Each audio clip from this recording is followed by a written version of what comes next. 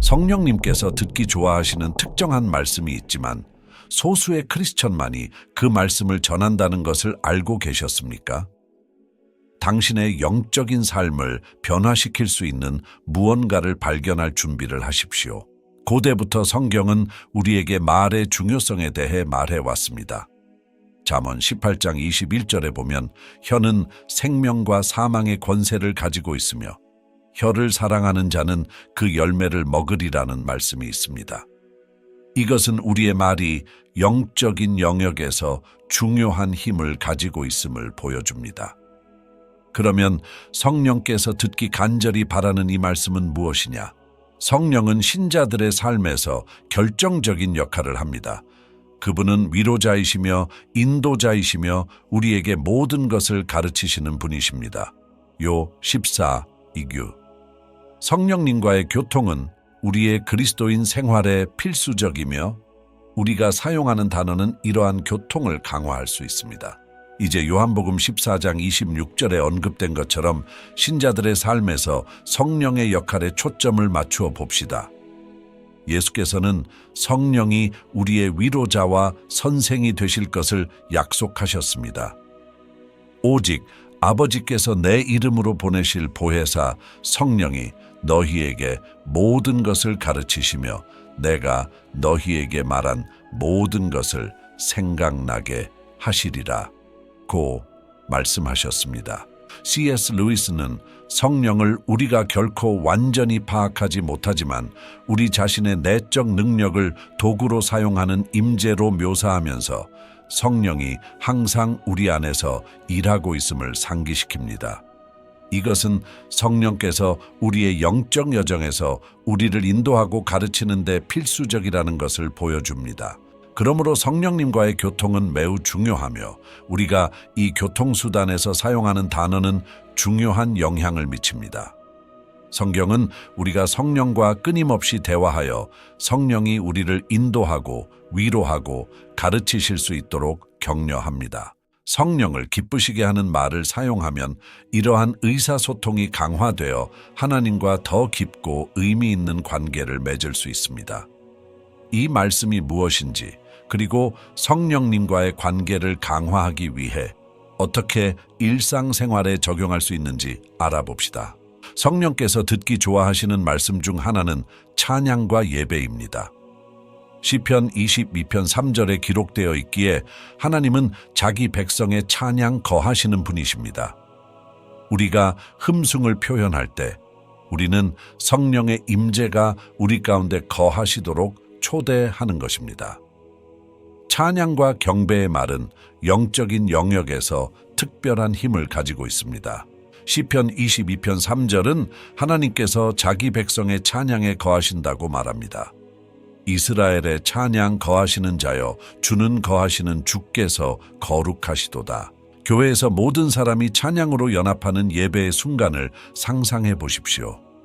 분위기가 바뀌고 세상의 걱정이 사라지는 것 같으며 하나님의 임재가 실감나게 됩니다. 이것이 바로 찬양의 능력이며 우리의 말이 진심 어린 경배로 가득 찰 때 성령께서 움직이십니다. 이것은 단지 노래하는 행위가 아니라 하나님의 임재가 그 장소를 가득 채우도록 초대하는 마음에 터벅터벅 쏟아지는 것입니다. 루이스는 우리가 이미 그분의 임재 안에서 살기 시작했을 때에만 하나님의 임재 안에서 예배 안에서 우리 자신이 행동하는 법을 배웁니다. 라고 말했습니다. 따라서 예배는 경건의 표현일 뿐만 아니라 삶의 방식이 됩니다. 찬양과 예배는 교회에서의 순간에만 국한되지 않습니다. 매일 연습할 수 있습니다. 집에 있을 때나 직장에 있을 때나 다른 어느 곳에 있을 때나 우리는 말과 행동으로 하나님을 예배할 수 있습니다. 이 말씀은 성령을 기쁘시게 하며 그분의 임재가 계속해서 우리와 함께 하시도록 초대하며 우리의 일상생활에 평안과 기쁨과 인도를 가져다 줍니다. 성령은 또한 고백과 회개의 말에 강력하게 반응하십니다. 요한일서 1장 9절에 우리가 우리 죄를 자백하면 저는 미쁘시고 의로우사 우리 죄를 사하시며 모든 불의에서 우리를 깨끗하게 하실 것이요 라고 기록되어 있습니다. 진실한 고백은 성령께서 우리 마음에 역사하시도록 이끕니다. 고백과 회개는 그리스도인의 삶에서 근본적인 것입니다. 요한일서 1장 9절에는 만일 우리가 우리 죄를 자백하면 저는 미쁘시고 의로우사 우리 죄를 사하시며 모든 불의에서 우리를 깨끗하게 하실 것이라는 약속을 찾을 수 있습니다.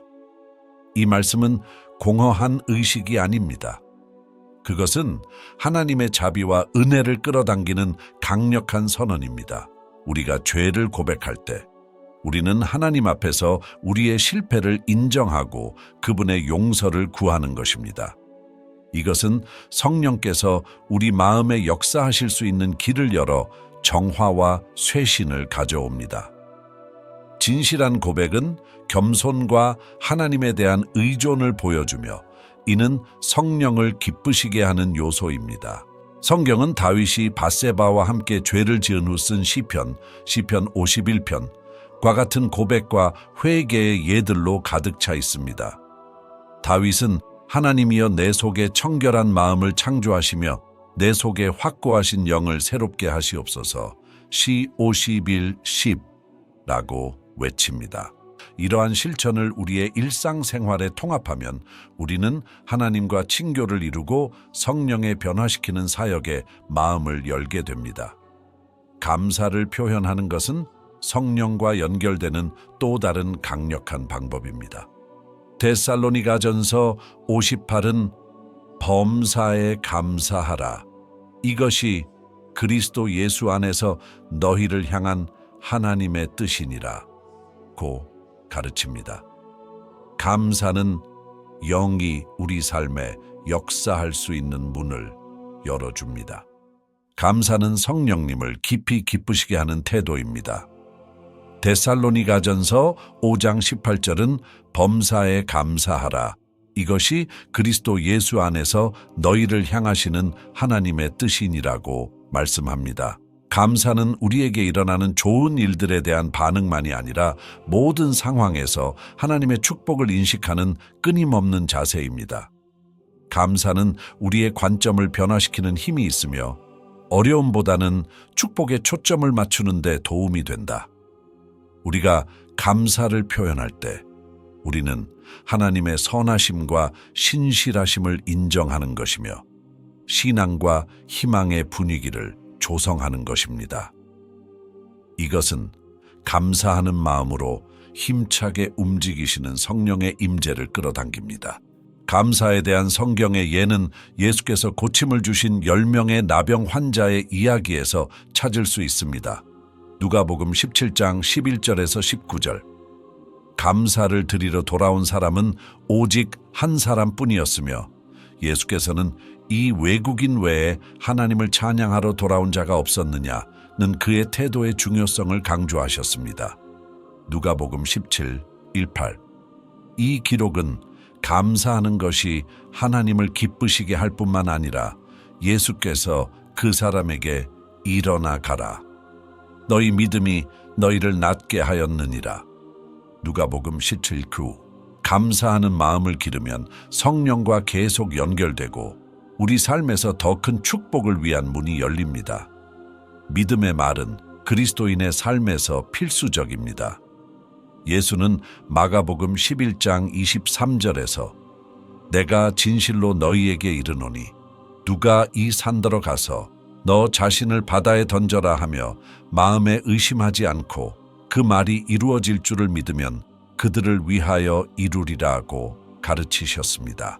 말로 선포된 신앙은 영적인 산을 옮길 수 있습니다.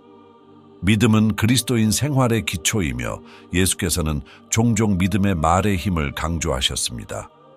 마가복음 11장 23절에서 예수께서는 내가 진실로 너희에게 이르노니 누가 이 산더러 가서 너 자신을 바다에 던지라 하며 마음에 의심하지 아니하고 다만 자기가 말하는 것이 이루어지리라 믿거든 그대로 되리라 고 말씀하셨습니다. 이 구절은 말로 표현되는 우리의 신앙에는 산을 옮길 수 있는 힘이 있음을 강력하게 상기시켜 줍니다. 신앙의 선포는 불가능한 상황을 기적으로 변화시킬 수 있는 실천입니다. 우리가 신앙으로 말할 때 우리는 우리의 말을 하나님의 뜻과 능력에 일치시킵니다. 이것은 단지 긍정적인 것들을 믿는 것을 의미하는 것이 아니라 우리 삶에 대한 하나님의 약속을 선포하는 것을 의미합니다. 성경의 예는 혈루증을 앓고 있는 여인의 이야기에서 찾을 수 있습니다. 막 5:25-34. 그 여자는 속으로 그의 옷을 만지기만 하면 나을 거야 라고 말하였습니다. 그녀의 믿음은 말로 선포되었고 예수를 만지자마자 그녀는 즉시 치유되었습니다. 예수께서는 딸의 믿음을 알아보시고 딸아, 너의 믿음이 너를 낫게 하였다. 평안히 가서 네 고통에서 해방되리라. 마가복음 5:34. 이 예는 신앙의 말이 확신을 가지고 선포될 때 우리 삶에서 하나님의 권능을 풀어줄 수 있다는 것을 가르쳐준다. 하나님은 우리가 구하거나 상상하는 것보다 무한히 더 많은 일을 하실 수 있다는 것을 믿으며 매일 신앙을 선포하는 연습을 합시다. 성령은 또한 기도와 중보기도의 말을 사랑하십니다. 로마서 8장 26절에는 성령은 우리의 연약함을 도우시며 말없는 신음으로 우리를 위하여 간구하시는도다 라는 말씀이 나옵니다. 성령의 인도를 받는 열렬한 기도는 영적인 영역에서 엄청난 영향을 미칩니다. 기도는 하나님과의 직접적인 소통이며 중보기도는 우리가 다른 사람들을 대신하여 하나님께 부르짖는 강력한 형태의 기도입니다. 로마서 8장 26절에서 바울은 이와 같이 성령은 우리의 연약함을 도우시느니라. 우리는 무엇을 위해 기도해야 할지 모르지만 성령께서 친히 말없는 신음으로 우리를 위해 중보하십니다. 이 구절은 성령께서 우리의 기도에 깊이 관여하시며 우리가 무슨 말을 해야 할지 모를 때 우리를 위해 중보하신다는 것을 보여줍니다. 열렬하고 성령의 인도하심을 받는 기도는 영적인 영역에서 엄청난 영향을 미칩니다. 우리가 진지하고 강렬하게 기도할 때 성령께서는 우리를 위해 그리고 우리가 중보기도하는 사람들을 위해 움직이십니다. 중보기도에 대한 성경적 예는 출애굽기 32장에 나오는 모세의 삶에서 찾을 수 있습니다. 이스라엘 백성이 금송아지를 숭배하여 죄를 지은 후 모세는 그들을 위해 열심히 중재합니다. 그는 하나님께 부르짖으며 긍휼을 구하고 하나님은 그의 기도에 응답하셔서 백성을 멸망에서 구해 주십니다. 여호와께서 그 백성에게 가차 주시고 그 위협하던 재앙을 내리지 아니하시니라. 출애굽기 32:14. 이 예는 중보기도의 힘과 하나님께서 그분의 종들의 진실한 기도에 어떻게 응답하시는지를 보여준다. 모세의 모범을 따라 기도와 중보기도의 시간을 바치고 성령께서 우리를 위해 인도하시고 중보하시며 변화와 거룩한 응답을 가져오시도록 합시다. 격려의 말은 그리스도의 몸을 세우는데 필수적입니다. 에베소서 4장 29절에서 바울은 너희 입에서 불건전한 말을 입 밖으로 내뱉지 말고 오직 남을 그들의 필요에 따라 세우는 데 유익한 것만 하라. 이는 듣는 자들에게 유익을 얻게 하라고 경고합니다. 다른 사람들을 격려하는 것은 성령의 임재를 끌어당깁니다. 격려는 그리스도의 몸을 세우는 강력한 도구입니다. 이것은 다른 사람들을 강화하고 영감을 주기 위해 우리의 말을 사용하는 것의 중요성을 보여줍니다. 격려의 말은 낙담한 사람을 북돋아주고 절망에 빠진 사람에게 희망을 주며 연약한 사람의 신앙을 강화할 수 있다. 우리가 서로를 격려할 때 우리는 성령을 기쁘시게 하는 사랑과 지지의 분위기를 조성합니다. 격려의 성경적 예는 바나바인데 바나바의 이름은 위로의 아들 또는 격려의 아들, 사도행전 43을 의미합니다. 바나바는 초대교회에서 큰 격려자였으며 도움이 필요한 시기에 바울과 다른 제자들을 지원했습니다. 사도행전 11, 23, 24에서 우리는 바나바가 안디옥의 새 신자들을 격려하는 것을 볼 수 있습니다. 그가 도착하여 하나님의 은혜가 행한 일을 보고 기뻐하며 다 마음을 다하여 여호와께 충성하도록 격려하더라. 그는 성령과 믿음이 충만한 선한 사람이었고 많은 사람들이 주님께로 인도되었습니다. 바나바의 행동과 말은 교회를 강화하고 복음을 전파하는 데 도움이 되었다. 바나바의 모범을 따라 우리의 말로 다른 사람들을 격려하고 세워주며 성령의 임재를 끌어당기고 그리스도의 몸 안에서 영적 성장을 촉진합시다. 용서는 성령의 움직임을 풀어주는 강력한 행위입니다. 마태복음 6장 14, 15절에서 예수께서는 우리가 다른 사람을 용서하면 하늘 아버지께서도 우리를 용서하실 것이라고 가르치십니다. 용서의 말에는 치유와 회복을 가져다주는 힘이 있습니다. 용서는 기독교의 기본 원리이며 용서의 말은 우리 삶에서 성령의 움직임을 풀어주는 힘을 가지고 있습니다. 마태복음 6장 14, 15절에서 예수께서는 남이 너희에게 범죄한 것을 너희가 용서하면 곧 너희 하늘 아버지께서도 용서하실 것이라고 가르치십니다. 그러나 너희가 남의 죄를 용서하지 않으면 너희 아버지께서도 너희 죄를 용서하지 않으실 것이다. 이 가르침은 용서가 하나님과 건강하고 열린 관계를 유지하는 데 필수적임을 강조한다. 용서는 우리가 용서하는 사람에게 유익할 뿐만 아니라 우리를 비통함과 분노에서 자유롭게 해줍니다. 성경에 나오는 용서의 강력한 예는 요셉의 이야기에서 찾을 수 있습니다. 요셉의 형들은 요셉을 노예로 팔았지만 여러 해 후에 요셉은 이집트에서 권위 있는 인물이 되었습니다. 요셉이 형들에게 도움을 청하러 왔을 때 요셉은 형들을 용서하기로 선택했습니다. 이제 나를 여기에 팔아버린 것에 대하여 근심하지 말며 노하지 말지니라. 이는 하나님이 나를 너희보다 앞서 보내신 것은 생명을 구하려 하려 함이니라. 창세기 45, 5. 이 용서의 행위는 조셉과 그의 형제들 사이의 관계를 회복시켰을 뿐만 아니라 많은 생명을 구하고자 하는 하나님의 계획을 성취했다. 요셉이 그랬던 것처럼 우리가 용서를 선택할 때 우리는 우리의 삶과 우리 주변 사람들의 삶에 작용할 수 있는 하나님의 권능을 풀어놓는다. 매일 용서를 연습하여 성령께서 우리 삶의 모든 영역에서 치유와 갱신을 가져오시도록 합시다. 간증을 나누는 것은 하나님께 영광을 돌리고 다른 사람들에게 영향을 미치는 강력한 방법이다. 요한계시록 12장 11절에는 그들이 어린 양의 피와 그들의 증언하는 말로 그를 이기더라는 내용이 나옵니다. 우리의 간증은 신앙을 고취시키고 성령을 끌어당길 수 있다. 생명에 대한 간증은 하나님을 영화롭게 하고 다른 사람들의 삶에 영향을 미치는 강력한 도구이다.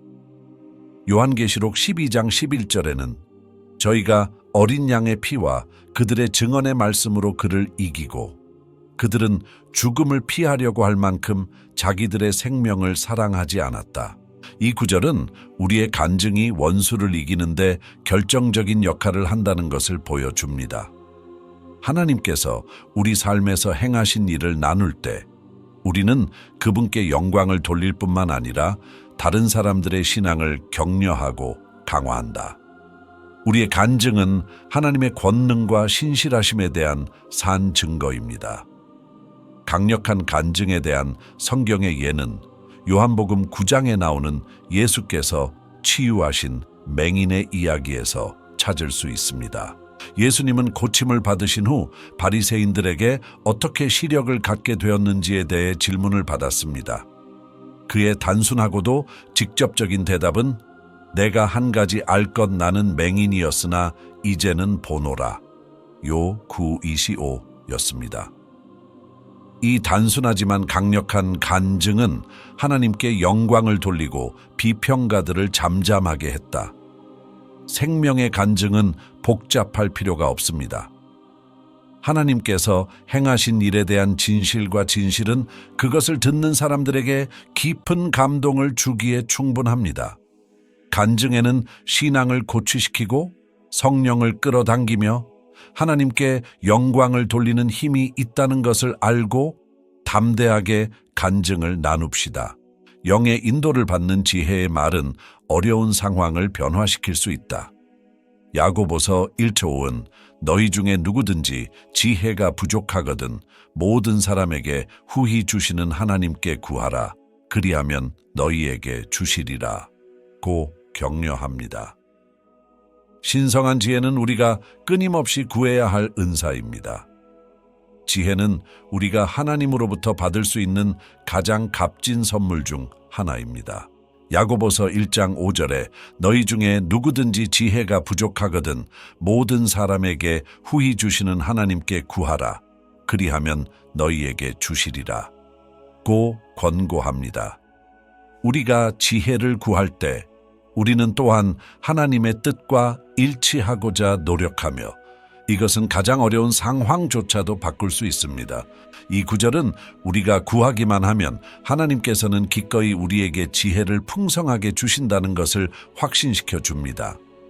성령의 인도를 받는 지혜의 말씀은 어려운 상황을 변화시키고 복잡한 문제에 신성한 해결책을 가져다 줄 수 있다. 신성한 지혜는 인간의 지식을 초월한다. 그것은 하나님의 관점에서 사물을 보고 그분의 뜻에 따라 행동하는 능력입니다. 지혜의 성경적 예는 솔로몬 왕입니다. 열왕기상 3장 9절에서 솔로몬은 하나님께 그러므로 주의 종에게 분별력 있는 마음을 주사 주의 백성을 다스리며 옳고 그른 것을 분별하게 하소서라고 간구했습니다. 하나님께서는 솔로몬의 간구를 기뻐하시며 솔로몬에게 비할 데 없는 지혜를 주셨는데 이는 아기의 출산을 놓고 논쟁을 벌인 두 여인 사이의 유명한 판결, 열왕기상 36, 18과 같은 많은 상황에서 분명해졌습니다. 솔로몬의 지혜는 그의 왕국에 공의와 평화를 가져왔습니다. 솔로몬처럼 우리도 하나님께 지혜를 구하고 그분이 지혜를 주시리라는 것을 신뢰할 수 있습니다. 우리 삶의 모든 영역에서 성령께서 우리를 인도하시도록 하고 이 지혜를 다른 사람들에게 전하기 위해 우리의 말을 사용하면서 끊임없이 신성한 지혜를 구합시다. 예언은 영적인 소통의 또 다른 강력한 형태입니다. 고린도전서 14장 1절에서 바울은 우리에게 영적인 은사, 특히 예언의 은사를 간절히 사모하라고 권면합니다. 예언의 말씀은 하나님의 뜻에 대한 지침과 격려, 확신을 가져다 줄 수 있다. 예언은 가장 강력하고 중요한 영적 은사 중 하나입니다. 고린도전서 14장 1절에서 바울은 사랑의 도를 좇아 성령의 은사, 특히 예언을 간절히 사모하라고 권면합니다. 예언은 하나님의 뜻에 대한 지침, 격려, 확신을 가져다 줄 수 있는 영적인 의사소통의 한 형태이다. 예언의 말씀은 성령의 영감을 받아 덕을 세우고 권면하고 위로하는 힘이 있습니다. 고린도전서 14:33 예언의 성경적 예는 신약 성경에 나오는 예언자 아가보의 삶에서 찾을 수 있습니다. 사도행전 11장 28절에서 아가보는 로마 세계 전역에 닥칠 큰 기근에 대해 예언했으며 이 예언을 통해 교회는 궁핍한 사람들을 준비하고 도울 수 있었습니다. 또 다른 예는 메시아의 탄생에 대한 이사야의 예언입니다. 그러므로 여호와께서 친히 너희에게 표적을 주시리니 처녀가 잉태하여 아들을 낳을 것이요 그를 임마누엘이라 칭하리라. 이사야 7:14.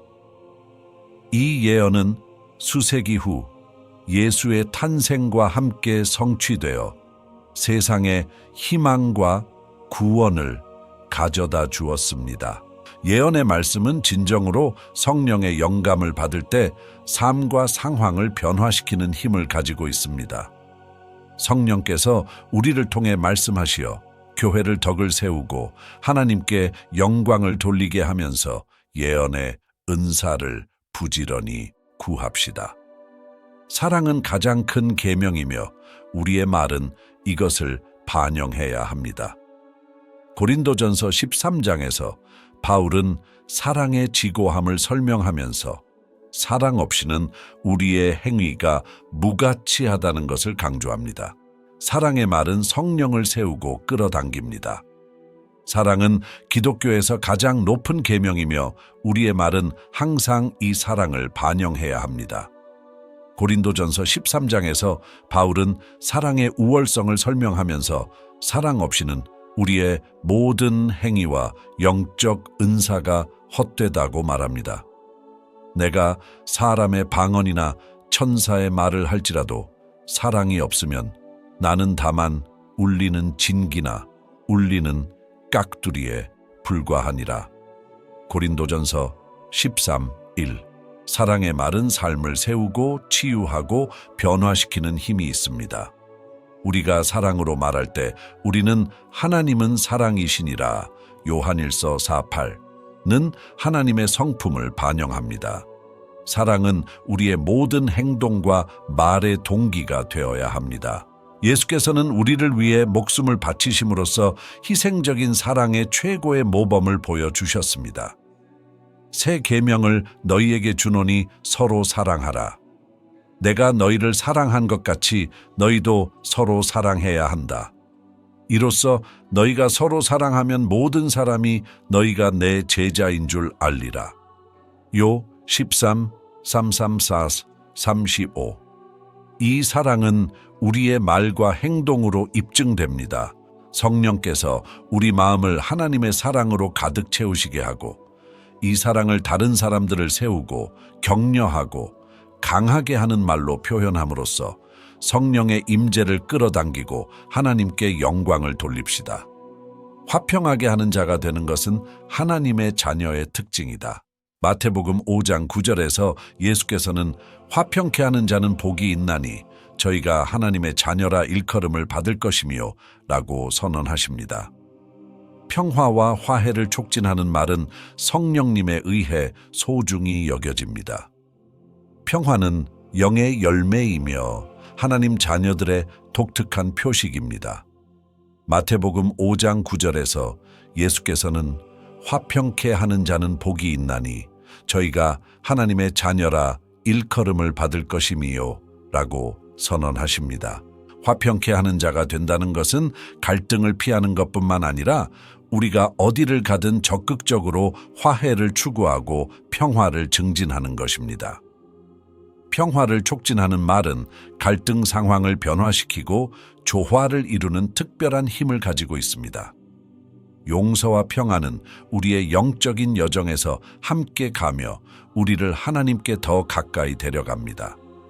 긴장을 가라앉히고 오해를 풀고 화해를 촉진하기 위해 말을 사용할 때 우리는 하나님의 마음을 반영하고 성령을 기쁘시게 합니다. 평화를 이루는 것에 대한 성경의 예는 남편 나발과 다윗 사이의 갈등을 막기 위해 개입한 아비가일의 이야기입니다. 사무엘상 25장. 아비가일은 다윗이 나발과 그의 부하들을 죽이는 것을 막기 위해 지혜롭고 평화를 이루는 말을 사용하여 당신의 종의 주제넘은 행동을 용서해 주십시오.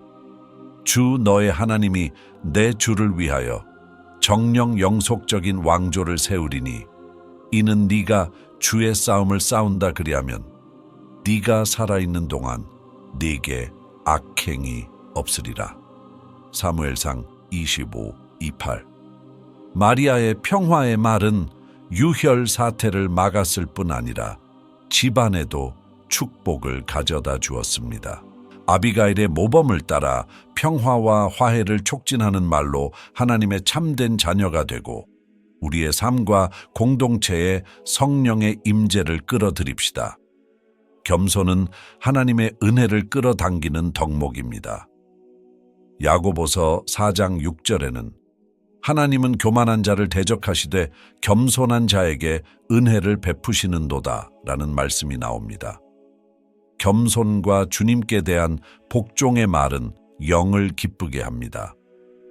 겸손은 그리스도인 생활의 필수 덕목이며 하나님의 은혜를 끌어당기는 특성입니다. 야고보서 4:6께는 하나님은 교만한 자를 대적하시고 겸손한 자에게 은혜를 베푸시라는 기록이 있습니다.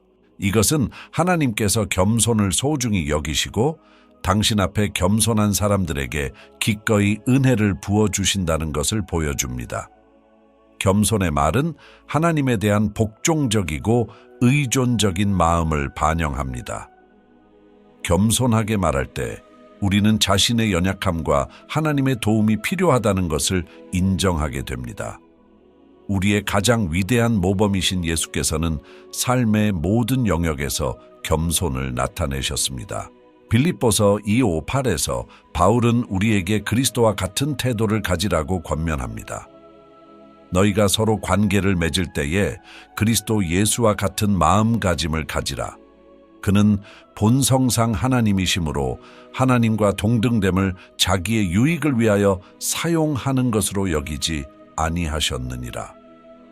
오히려 그분은 종의 본성을 취하심으로써 인간의 모양으로 창조되심으로써 자신을 아무것도 아닌 것으로 만드셨다. 그리고 사람의 모습으로 나타나셔서 그분은 죽음, 곧 십자가의 죽음에 순종하심으로써 자신을 낮추셨다. 예수의 겸손은 우리 모두의 모범입니다. 그분의 말씀과 행동은 언제나 아버지의 뜻에 복종하는 것을 반영하였다. 겸손한 마음으로 살고자 노력하며 우리 자신이 아닌 하나님을 높이기 위해 말을 사용함으로써 우리 삶에서 성령의 은혜와 임재를 끌어들입니다. 헌신과 헌신의 말로 우리 자신을 하나님께 바치는 것은 매우 중요합니다. 로마서 12장 1절은 우리의 몸을 거룩하고 하나님을 기쁘시게 하는 산 제물로 드리라고 부르십니다. 이 성별은 성령의 임재를 끌어들입니다.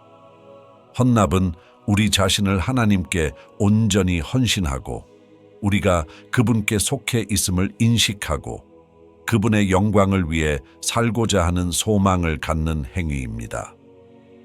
로마서 12장 1절에서 바울은 그러므로 내가 형제 자매 너희를 권하노니 하나님의 긍휼하심을 힘입어 너희 몸을 하나님이 기뻐하시는 산 제물로 드리라. 이것이 너희의 참되고 합당한 예배니라. 고 권면합니다. 우리 자신을 하나님께 헌신한다는 것은 우리의 말과 행동과 생각을 포함한 우리의 삶을 온전히 바치는 것을 포함합니다. 헌납의 말은 주님에 대한 우리의 헌신과 헌신을 표현합니다. 그것은 생활의 모든 부면에서 하느님을 기쁘시게 해드리고자 하는 마음을 반영합니다. 헌신에 대한 성경적 예는 다니엘의 삶에서 발견됩니다. 다니엘 1장 8절에는 다니엘이 왕의 음식과 포도주로 자신을 더럽히지 않기로 결심했다는 내용이 나옵니다. 다니엘은 이교 환경에서도 자신을 하나님께 헌신했으며 하나님께서는 그의 충실함을 존중히 여기셨습니다. 또 다른 예로 이사야는 하나님의 부르심에 응답하여 내가 여기 있나이다. 나를 보내소서라는 헌신의 말씀으로 응답하였다. 이사야 6:8 다니엘과 이사야의 모범을 따라 헌신과 헌신의 말과 행동으로 우리의 삶을 하나님께 바칩시다.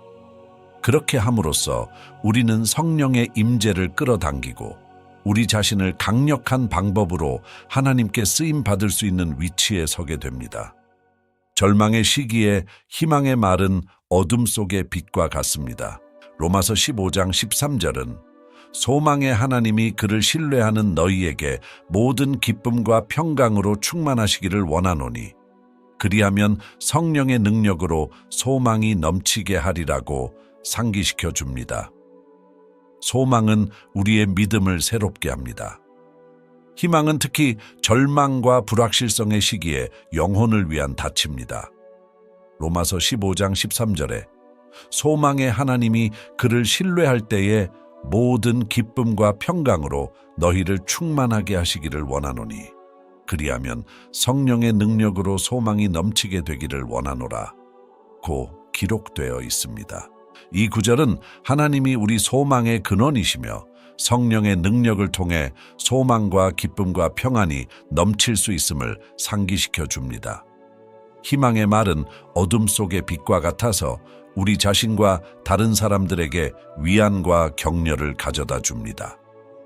우리가 희망의 말을 할 때 우리는 하나님의 약속과 어떤 상황도 변화시키실 수 있는 그분의 능력에 대한 우리의 신앙을 확증하는 것입니다. 희망의 말씀에 대한 성경의 예는 시편에서 찾을 수 있습니다.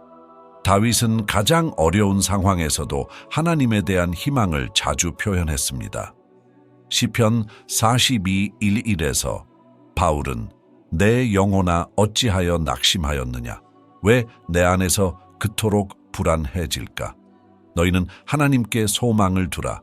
내가 나의 구주요 나의 하나님을 찬양하리라.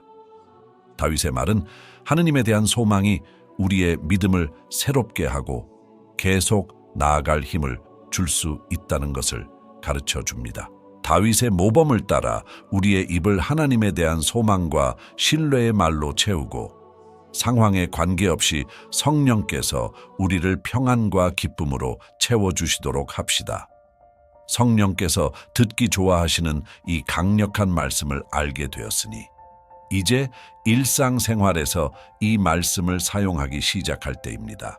이 말씀에 변화시키는 능력을 경험하고 성령께서 어떻게 새롭고 강력한 방식으로 당신의 삶 속에서 움직이시는지 보십시오. 우리는 이 비디오의 결론에 도달했으며 이제 배운 것을 적용할 때입니다. 성령께서 듣기 좋아하시는 이 강력한 말씀을 알게 되었으니 이제 일상생활에서 이 말씀을 사용하기 시작할 때입니다. 이 말씀에 변화시키는 능력을 경험하고 성령께서 어떻게 새롭고 강력한 방식으로 당신의 삶 속에서 움직이시는지 보십시오. 시청자들이 성령을 기쁘시게 하는 말씀을 실천하도록 격려하는 순간이다. 우리는 찬양과 예배, 고백과 회개, 감사, 신앙과 선언, 기도와 중보기도, 격려, 용서, 간증, 지혜, 예언, 사랑, 평강, 겸손, 헌신, 소망의 중요성을 거듭 강조합니다.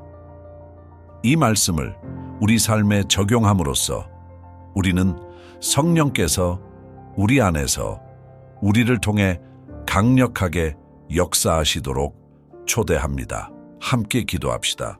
주님, 우리의 말로 당신을 영광스럽게 하고 당신의 성령의 임재를 끌어당기도록 도와주소서. 우리의 삶이 당신의 사랑과 은혜와 능력을 반영하게 하소서. 예수의 이름으로 기도합니다. 아멘. 우리 각자가 이 말씀이 우리의 영적인 삶과 주변 사람들의 삶에 미치는 영향을 볼 수 있기를 바랍니다. 시청해 주셔서 정말 감사합니다. 이 메시지가 당신의 마음을 감동시켰다면 아래 댓글에 좋아요, 공유 및 아멘을 입력하십시오. 여러분의 도움은 이 동영상이 격려가 필요한 사람들과 하느님의 말씀에 담긴 강력한 진리를 전하는 데 도움이 됩니다. 지금이 바로 행동을 취하고 성령님께서 당신의 삶 속에서 역사하시도록 허락할 때입니다. 함께 해주셔서 감사드리며 신의 축복이 풍성하기를 빕니다. 아멘.